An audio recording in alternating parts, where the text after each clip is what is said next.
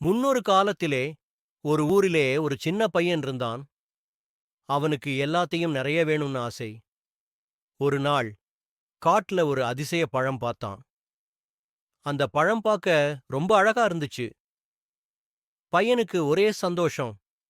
இது எல்லாத்தையும் நானே எடுத்துப்பேன், யாருக்கும் கொடுக்க மாட்டேன்னு நினைச்சான்.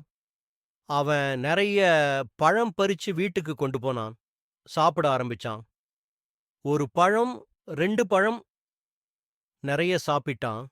வயிறு வலிக்குது. ஆனாலும் விடாம சாப்பிட்டான். அப்போ அவனுக்கு ஒரு மாதிரி ஆயிடுச்சு. தலை சுத்துச்சு. மயக்கம் வந்து விழுந்தான். அப்புறமா அவனுக்கு கொஞ்சம் கொஞ்சமா உண்மை புரிஞ்சுது.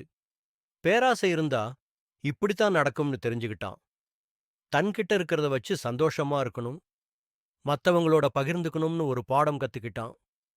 பேராசை பெருநஷ்டம்.